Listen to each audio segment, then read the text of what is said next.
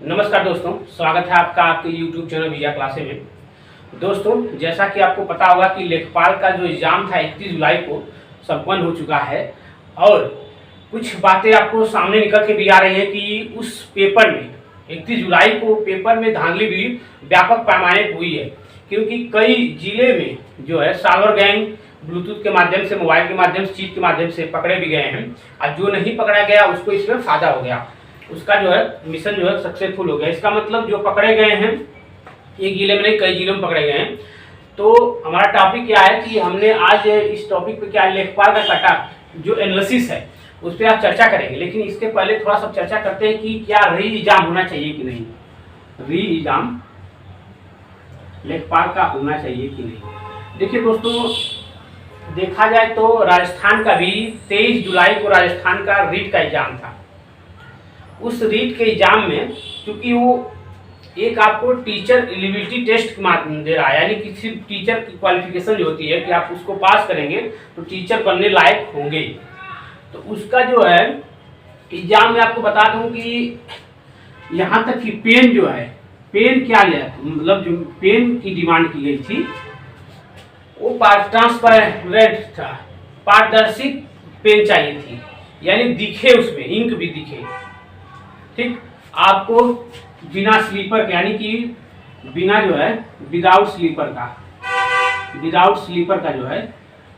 तीसरा पॉइंट, आपको शर्ट नहीं पहनना था, शर्ट भी नहीं अलाउ था, टी शर्ट अलाउ था।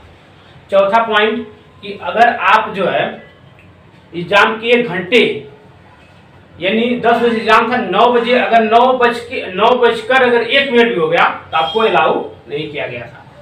इसके बाद आप चप्पल स्लीपर पहन के जाइए, स्लीपर को बाहर निकाला गया था, यानी कि एग्जाम जहां हो रहा था उसके गेट के यहाँ।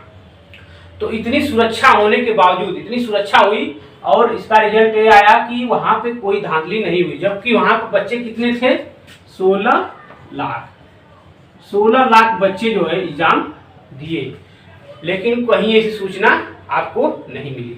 लेकिन दोस्तों, आपको पता होगा कि लेखपाल के एग्जाम में कितने बच्चे एग्जाम दिए और कितने लोग कितने फॉर्म भरे थे, कितने एग्जाम दिए। इसमें चूंकि अभी आपको सब चर्चा किया जाएगा, लेकिन पहले ही बताते हैं कि लेखपाल का एग्जाम दोबारा होना चाहिए कि नहीं।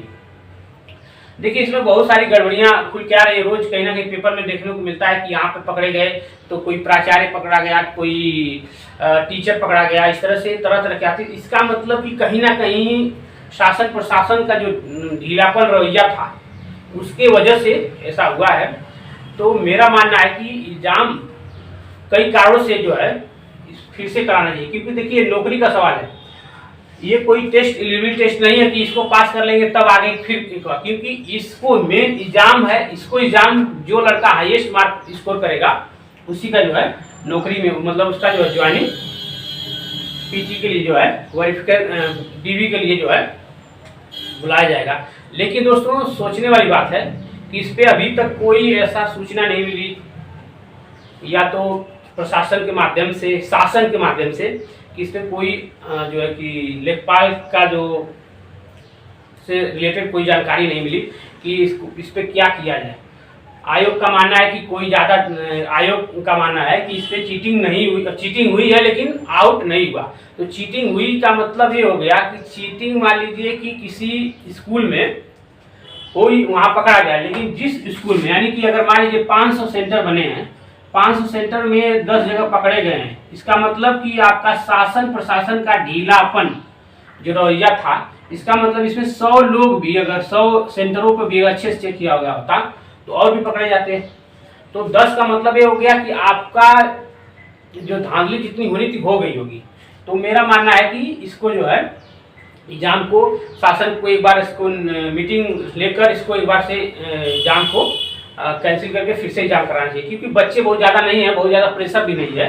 तो एग्जाम अगर दोबारा होता है तो इसमें क्या होगा कि कई ऐसे बच्चे हैं जो पढ़ने में अच्छे हैं और उनका मार्क्स अच्छे भी आएगा, लेकिन कहीं ना कहीं अगर धांधली अगर हो जा रही है तो मेरिट हाई हो जाएगी, तो जो पढ़ने वाले बच्चे हैं उनका नहीं हो पाएगा। और पिछले इससे भर्तियां हैं जिनमें जो ऐसा हुआ भी है। तो चलिए अब हम बताते हैं, अगर चलिए मान लीजिए लेखपाल चूंकि हमारे बस का नहीं है और चूंकि अगर ट्विटर के माध्यम से अगर हो रहा है ट्विटर के माध्यम से जैसे होता है या सोशल मीडिया के माध्यम से अगर इस कैंपेन चला जाएगा तो हो सकता है कि एग्जाम हो जाए। तो इसमें स्टूडेंट का सबसे बड़ा अहम रोल है कि अगर स्टूडेंट मिल के अगर चाहें तो प्रोटेस्ट कर सकते हैं इसके खिलाफ, क्योंकि जब 2 जगह नहीं 4 जगह धांधली जगह पकड़े गए हैं, 10 20 23 लोग गिरफ्तार हुए, इसका मतलब कहीं ना कहीं हुआ है। एक जगह से नहीं, मतलब बात यह कि आखिर में हुआ क्यों, एक जगह से नहीं, मतलब आखिर में हुआ क्यों, एक जगह हो चाहे 2 जगह हो, आखिर में हुआ तो पूरे तालाब को एक मछली जो है गंदा करती है। तो मेरे कहने का मतलब है कि जब तक आप पेपर कराते कहीं भी कोई सूचना ऐसी नहीं आती तब माना जाता कि हाँ पेपर पूरे संपन्न जो हुआ है पूरे पारदर्शी तरीके से। तो दोस्तों मेरा मानना है कि एग्जाम का जो है कि एग्जाम पोस्टपोन या री एग्जाम कराना चाहिए। एग्जाम को कैंसिल करके री एग्जाम पुनः जो है 1-2 महीने 4 महीने बाद कराइए, क्योंकि नौकरी जो है ये जो जॉब आपको दे रही है गवर्नमेंट। अब चूँकि इसमें बहुत सारे ऐसे लोग हैं जो जिनका जो है नहीं हो पाएगा, क्योंकि कटाप जब धांधली होगी तो कटाप ज़्यादा जाएगा, फिर बाद में दिक्कतों का सामना करना पड़ता है। अगर चलिए अगर नहीं होता है तो लेखपाल अगर कटाप आप बताया जाएगा, अगर लेखपाल एग्जाम दोबारा नहीं होता है, चूँकि आंसर की भी आ गई है, कोई गुंजाइश नहीं है, तो चलिए अगर लेखपाल का पहले देख लेते हैं कितने आवेदन हुए थे। देखिए कुल मिलाकर आवेदन हुए थे 2,47,000 समथिंग, मान लीजिए इसमें कुछ हो सकता है, 2,47,000 हुए थे। उपस्थित कितने माने एग्जाम कितने लोग दिए थे, 88% दिए थे, यानी 88% लड़के उपस्थित हुए थे, जिसमें से 2,20,000 लगभग में होगा। अब देखिए टोटल पद कितना है, देखिए पद कितना है तो 8,085 पद है टोटल पद कितना है 8,085। दोस्तों आपको पता होगा कि 4 सेक्शन में लेखपाल का एग्जाम हुआ, 4 सेक्शन में पेपर आए थे। पहला था हिंदी, मैथ, जीके, जीएस और ग्रामीण। तो AB 25, AB 25, AB 25, AB 25। तो देखा जाए दोस्तों तो 60 नंबर का इसमें 15 नंबर 15 15 15 एकदम एवरेज थे, यानी कि 60 नंबर आपका प्रत्येक जो एकदम पढ़ा है, जो पढ़ा लिखा है, मतलब जो मैक्सिमम लड़के से पढ़े हैं तो 60 तो मैक्सिमम सबका नंबर आ रहा है, एवरेज 60 नंबर। क्योंकि हिंदी में कम से कम 20 नंबर तो कहीं नहीं जाएगा, 20 नंबर एवरेज लिस्ट मान के चलिए, एवरेज में बता रहे हैं 17 नंबर से नीचे किसी का आएगा 16 नंबर, चलिए 17 नहीं 16 कर लीजिए, तो 16 या 17 इससे ज़्यादा बच्चों का आया है, नीचे किसी का नहीं आया है। 20 भी आ सकता, 25 मारे हैं बच्चे।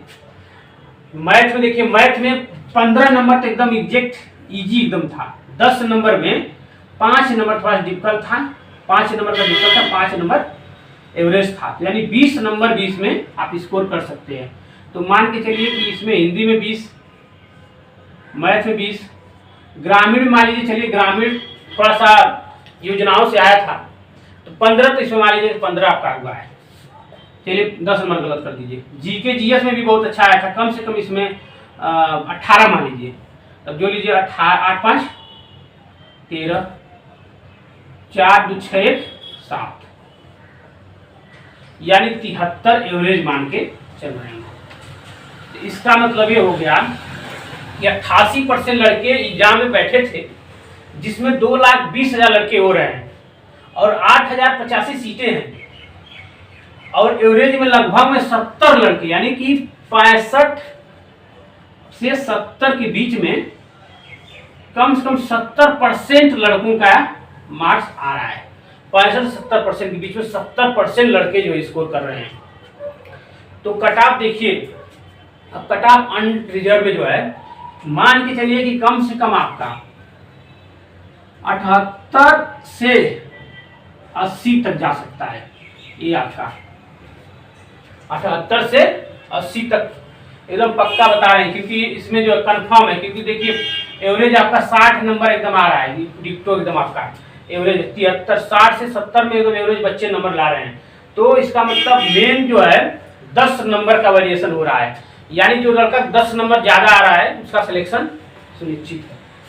ईडब्ल्यूएस का भी ज़्यादा अंतर नहीं आएगा जनरल ओबीसी में, इसका भी मान लीजिए वही 76 77 मान लीजिए, इसका भी देखिए ज़्यादा जनरल से ही मान लीजिए इतना ही इनका भी, क्योंकि बहुत ज़्यादा अंतर नहीं आता ओबीसी और इसका अंतर नो डिफरेंस, कोई डिफरेंस नहीं है। अनरिजर्व में और ओबीसी में कोई डिफरेंस नहीं है आज की डेट में देखा जाए तो, क्योंकि ओबीसी में इतने ज़्यादा कैंडिडेट होते हैं और इतना ज़्यादा उनका कंपटीशन हाई हो जाता है कि ओवरलैपिंग अगर नहीं होती है तो कभी कभी इससे ज़्यादा होगा। अगर ओवरलैपिंग आप जानते हो, ओवरलैपिंग मतलब ये होता है कि रिजर्वेशन जो मिल रहा है आपको, जो सीटें हैं सिर्फ ओबीसी अगर आप दिखा दिए, ओबीसी अगर आपने मेंशन कर दिया तो सिर्फ ओबीसी में काउंट किया जाएगा, या तो 100 में 100 लाइए उससे नहीं मतलब है। तो ओवरलैपिंग अगर नहीं हो रही है तो आपका जो है 78 से 80 जाएगा अनरिजर्व का ओबीसी का। अब आई 80, तो देखिए 80 का भी आप जो है 75 से 76 77 यानी 75 से नीचे आपका होगा नहीं, ये तो मान के चलिए। और एसटी का मान लीजिए 70, और अदर में क्या आ जाएगा एक्स मतलब जो नौकरी जाके जो सेना में है इनका, और फिजिकल हैंडीकेप का 65 प्लस मान लीजिए, 65 प्लस आगे भी जा सकता है। तो ये आपका जो है पूरा डाटा है। अगर आपको लगता है कि हाँ इसमें कुछ सच्चाई है तो आप कमेंट में बता सकते हैं कि नहीं आप यहाँ पे गलत हैं। अगर आपको लग रहा है कि ये सही है तो लाइक करिए, अगर आपको लग रहा है कि ये गलत बता रहा है तो डिसलाइक करिए, लेकिन दोनों में से करिए, डिसलाइक करिए या लाइक करिए, उससे कोई प्रभाव नहीं पड़ेगा। तो दोस्तों आपका लेखपाल का जो एनालिसिस था इसमें आपको बता दिए टोटल कितने लड़के थे, कितने कट ऑफ जाएगी और कितने एवरेज, यानी कि हिंदी में देखिए, हिंदी में कुछ नहीं तो 15 16 17 नंबर किसी का भी 17 16 नंबर से नीचे किसी का भी नहीं आएगा। मैथ में 15 मार्क्स, जीएस में 15, ग्रामीण में 15, क्योंकि ग्रामीण योजनाएं संबंधित पूछा था तो इसमें मान लीजिए 10 नंबर जो है नहीं किसी बार आते, लेकिन 15 तो आसान थे क्योंकि उसी में से खोजना था, बहुत ज़्यादा ये कठिन नहीं था।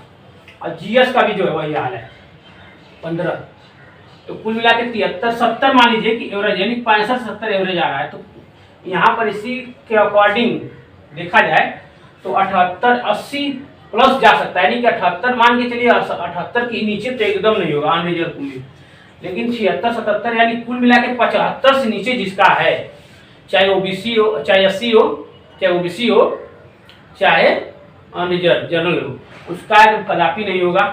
हाँ एसटी में कुछ आशा है कि 70 पे हो सकता है, क्योंकि सीटें हैं और लड़के इसमें कैंडिडेट कम होते हैं, इसमें सीटें हैं पर्याप्त है सीटें, और कैंडिडेट उतना ज़्यादा नहीं है कि जितना मतलब फाइट करना चाहिए। तो चलिए मिलते हैं इसके बाद। अब एक एग्जाम पेट का जो है वीडियो बनाएंगे, उसमें आपको बताएंगे पेट में क्या क्या पढ़ना है और सिलेबस क्या।